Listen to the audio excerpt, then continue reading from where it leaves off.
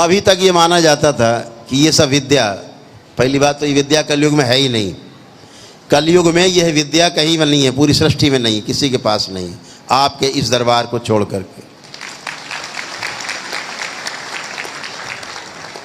जो आपकी स्मृतियों को नष्ट कर दे और रोग नष्ट हो जाता है।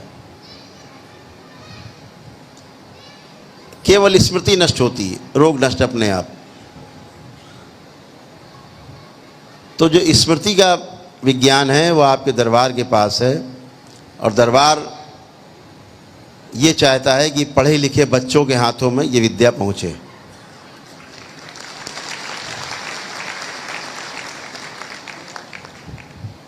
जो लोक सेवक हैं, जो सेवा करना चाहते हैं लोगों की, उनके हाथ में विद्या पहुंचे। और ये बात आपको बता दूं, अभी तक यही माना जाता था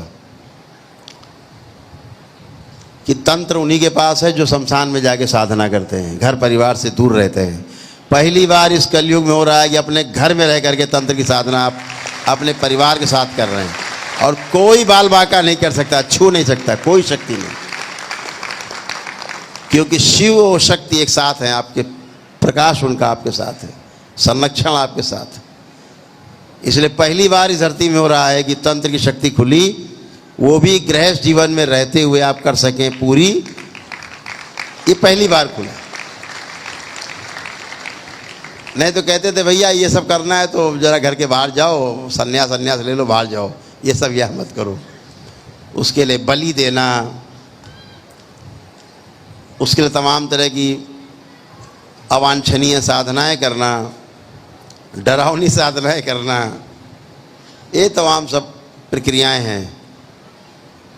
वो भी एक व्यवस्था है, अलग अलग विधाएं हैं, अलग अलग तरीके से हैं, वो गलत नहीं है। लेकिन ये सबसे अच्छा है कि हम घर में रहकर अपनी साधना कर सकें। और दूसरी बात, सबसे बड़ी बात जो आपको बताने लायक है और आपके सुनने के लायक है, इसी तंत्र की साधना से व्यवस्था है, इसी तंत्र की साधना से 84 लाख योनियों से मुक्ति का उपाय एकदम सीधा, सुगम और सरल है।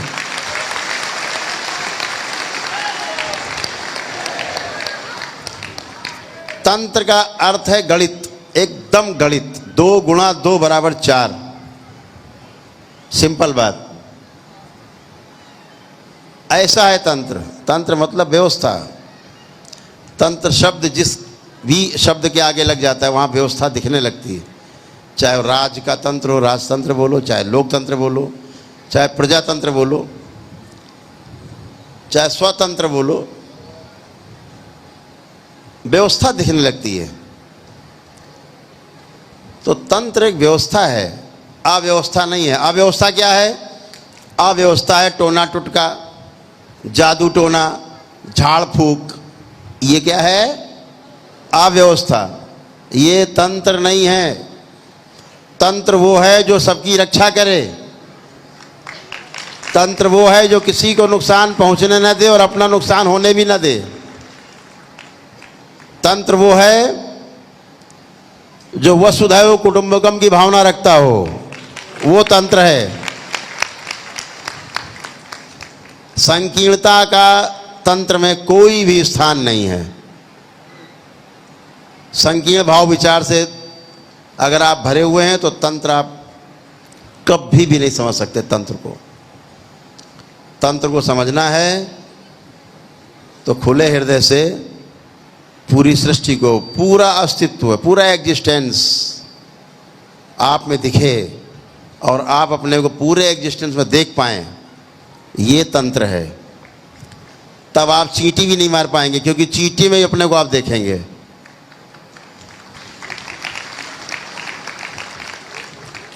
तो जब तक आप सब में अपने को न देख पाओ और सबको अपने में न देख पाओ, तब तक ये समझ लेना कि अभी आपके अंदर संयम नहीं हुआ है। संयम का मतलब है जब आप पूर्णता में रति करने लगेंगे,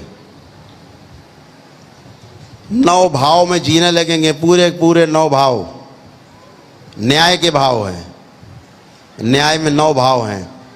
जब आप उनमें जीने लगेंगे, पहला भाव विश्वास का और अंतिम है प्रेम।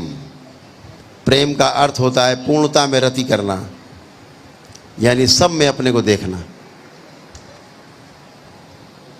वो प्रेम कहलाता है।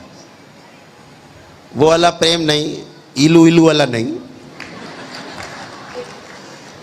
प्रेम का मतलब है सब में अपने को देखना। बहुत व्यापक शब्द है प्रेम, पूर्णता में रति। स्नेह का एक एक शब्द का हिंदी में बड़ा व्यापक इसका किया गया है, अर्थ बताए गए हैं। जैसे बोले स्नेह करना, स्नेह का अर्थ होता है एक या एक से अधिक व्यक्तियों को के साथ संबंध मैत्रीपूर्ण हो, उसे स्नेह बोला गया। और सभी से ऐसे हो तो उसे प्रेम बोला गया। सिंपल है। तो स्नेह होना, प्रेम होना अलग अलग भाषा है, अर्थ अलग अलग है।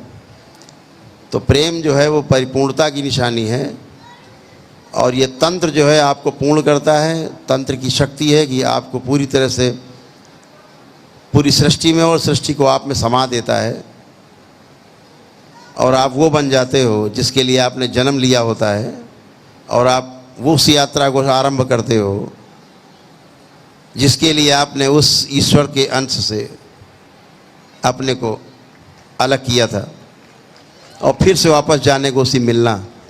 ये यात्रा है, उल्टी यात्रा। ये तंत्र के माध्यम से बहुत सटीक और सरल और एकदम गणित जैसा है।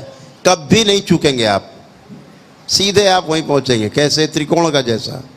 आध्यात्मिक गति हो चाहे तंत्र की गति हो। एक बात और ध्यान रखना, आप देखते हो ना, जब मुझसे मीडिया के दोस्त आते कहते हैं अरे आप ओम क्यों बोलते हैं, ओम शिव और बैलेंस क्या बोल देते हैं। तो अपने भाई एक बात सुनो, अगर ओम में पेटेंट करा रखा हो किसी ने, शिव पे किसी का पेटेंट हो शब्द पे, बैलेंस में पेटेंट हो किसी का, तो ना बोलने भाई कल से। चलो हमने कहा नहीं बोलते, फिर भी होएगा सब कुछ। अब लोग नहीं बोलते, अब चुपचाप बैठे तब भी। और आप बताओ हम क्या करें?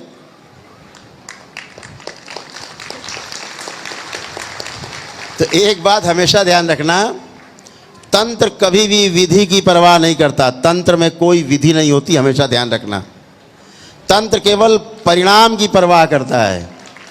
परिणाम कैसे आएगा? विधि की परवाह तंत्र को बिल्कुल भी नहीं है। परवाह किसकी है? परिणाम की।